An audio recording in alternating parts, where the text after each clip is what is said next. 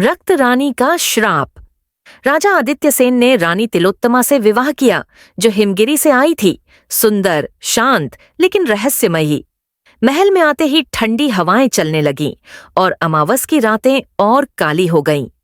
रानी का कमरा महल के सबसे पुराने हिस्से में था, जहां कोई दशकों से नहीं गया था। कहा जाता था कि वहां किसी पुरानी रानी की आत्मा भटकती है। हर पूर्णिमा को रानी रात भर जागती, दर्पण के सामने बैठती और खून जैसे रंग का इत्र लगाती। दासियां डरने लगीं। एक ने कहा, उसकी परछाई जमीन पर नहीं पड़ती। राजा ने चुपचाप रानी का पीछा किया। रानी गुप्त तहखाने में गई और वहां एक लाल ताबूत में किसी स्त्री की लाश सुरक्षित रखी थी।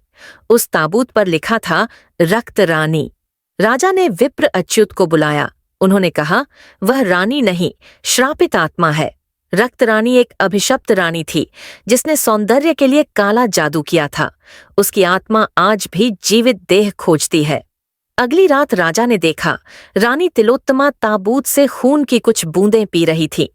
उसकी आंखें काली और दांत नुकीले हो चुके थे। रानी तिलोत्तमा ने राजा से कहा, मैं तुम्हें प्रेम करती हूं, लेकिन यह शरीर मेरा नहीं। मेरा समय पूरा हो रहा है। अगर तुमने मुझे रोका तो कर्णवाट खून में डूब जाएगा। राजा उलझ गया। क्या वह रानी को नष्ट करे या राज्य को बचाए? विप्र अच्युत ने कहा, एक ही उपाय है, रक्त रानी का नाम लेकर उसे उसके ही आईने में बंद कर दो। अंतिम रात, जब अमावस और ग्रहण एक साथ आया, रानी ने अपना असली रूप दिखाया। आग, धुआं और खून का साया महल पर छा गया। राजा ने मंत्र पढ़े और आईना रानी के सामने किया, और वह भयानक चीख के साथ उसी में समा गई। कहा जाता है, उस आईने को महल के सबसे गहरे कुएं में डाल दिया गया। पर हर साल अमावस की रात महल के कमरे में सुगंध आती है, रक्त रानी की।